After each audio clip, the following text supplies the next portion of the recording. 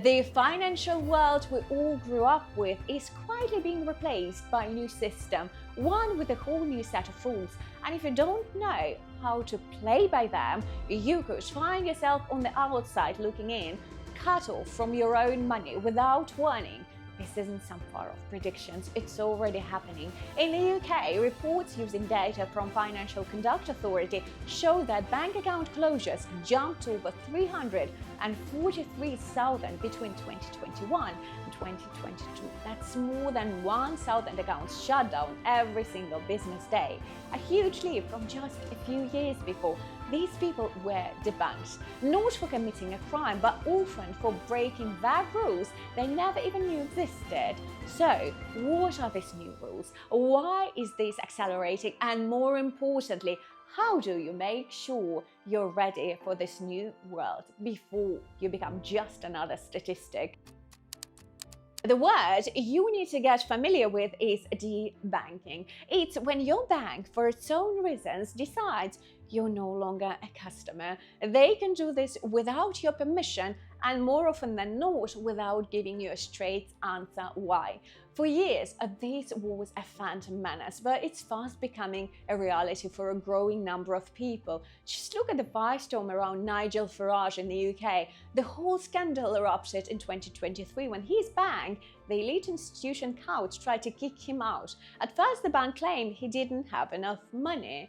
But then the truth came out. Thanks to his own internal report, the bank's decision was heavily influenced by his political views, not aligning with their values. The fallout was massive. The CEO of the parent bank resigned, and it blew the lid of a critical question.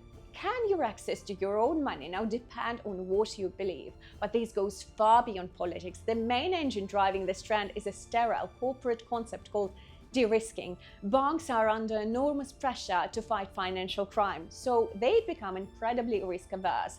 They are proactively closing accounts they think might be a problem in the future. These could be for anything from dealing with cryptocurrencies, hence the new rules we were talking about in another video, running a business that regulators are wary of, or even just receiving money from a wrong country. The bank isn't judging if you did something wrong. An algorithm is judging if you fit a profile that might be risk tomorrow.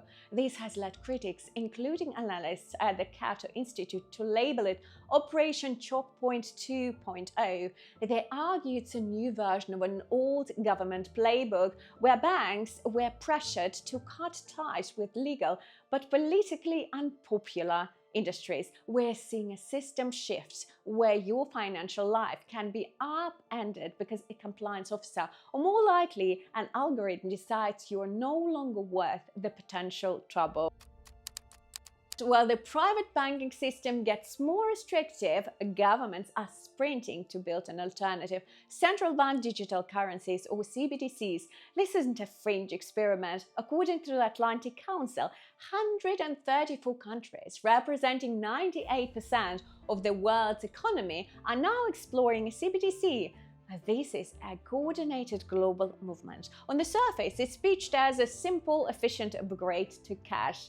But a CBDC is a different beast entirely from the money in your bank app today. Your current bank balance is a liability of a commercial bank like Chase or HSBC. A CBDC would be a direct liability of the government's central bank. It's quite literally government-issued and government-controlled digital cash. This opens the door to a level of control that was once unthinkable, because this money is programmable. The issuer could set rules on how it's used, where you could spend it, or what you could buy, and whether it has an expiration date. This potential for civilians has sparked a major political fight. In the United States, the House of Representatives passed a CBDC Anti-Civilian State Act in May 2024.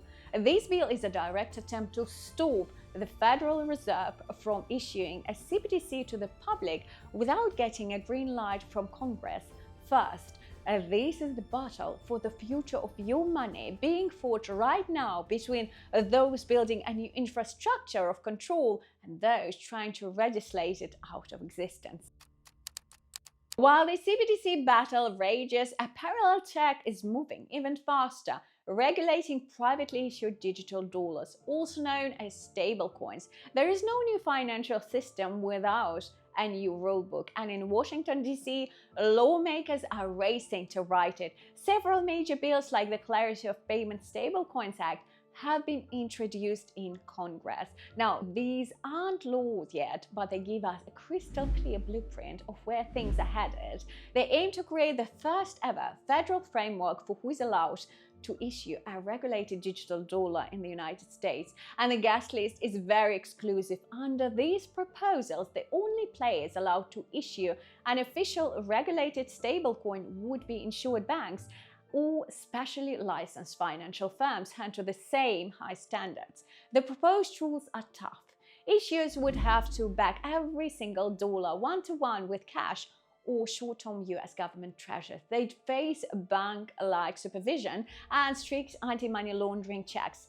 This is the government creating an official compliant class of digital assets. And by doing so, it also creates an unofficial, non-compliant class. The very system that will legitimize some digital dollars could be used to effectively debank others. So, with all these new rules and restrictions, how do you navigate this landscape and maybe even find an opportunity? The answer lies in understanding the other massive force at play, tokenization. While stablecoins are transforming cash, tokenization is about to transform everything else. Tokenization is simply creating a digital representative, a token of a real-world asset on a blockchain. These could be a share of stock, a bond, a slice of building, or even a piece of fine art.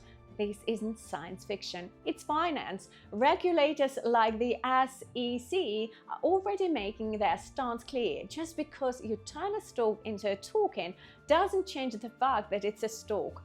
All at the same time, securities laws apply. This is huge. It means regulators aren't trying to kill tokenization, they're creating a pathway for it to merge with traditional financial world under the existing rules. What's emerging is a two-tier system. On one side, you'll have the regulated world of bank-issued stablecoins and compliant tokenized securities. On the other, however, you'll have a vast unregulated crypto world that will likely be seen as high risk and systematically cut off from the mainstream system. The key to thriving is knowing which side of that line your assets are on, and the rules are still being written in real time. Lawmakers are still fiercely debating key parts of proposed legislation, like whether to ban all platforms from offering yield or interest on stablecoins to ensure they only ever behave like digital cash, not alternative bank accounts. Look, staying informed is no longer a hobby. It's an essential part of protecting your wealth. And if you want to stay ahead of these massive shifts, make sure you subscribe to this channel and turn on notifications. The landscape is changing daily, and I'm here to break it down for you. The financial system has been fundamentally rewired. The surge in debanking, the global race for central bank digital currencies, and the new legislative blueprints for stablecoins aren't separate trends. They are all connected pieces of one giant transformation. A new system is being born, one that is more regulated, more exclusive, and less forgiving to those who don't know the rules. This new world brings risks, absolutely, but it also brings clarity. For the first time, we're seeing a real legislative blueprint of how digital money and digital assets will merge with traditional system. The path forward isn't to fight the tide, but to understand it. The great financial reset isn't on its way, it's already here. The only question left is, how will you prepare? Thank you so much for watching, and I'll see you on this video right here.